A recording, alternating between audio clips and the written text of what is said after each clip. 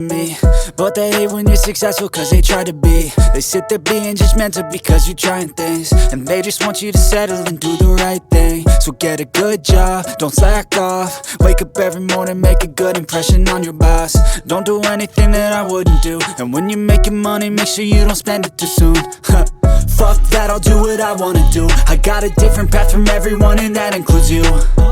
Who are you to tell me how to live life? In these times it feels like nobody is right, yeah. So I'ma figure out what else we succeed, and then invest all of my time into that and proceed.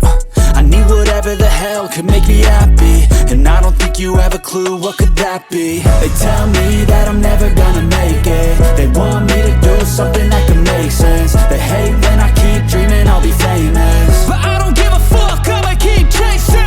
They tell me that I'm never gonna make it. They want me to do something that can make sense. They hate when I keep dreaming I'll be famous, but I don't give a fuck, I'ma keep chasing. I think this life could be special if I get rid of the devils. They think that I am a rebel, I think they want me to settle. There's nobody on my level. They think that work is too stressful, I think that work is essential. The grind is all in your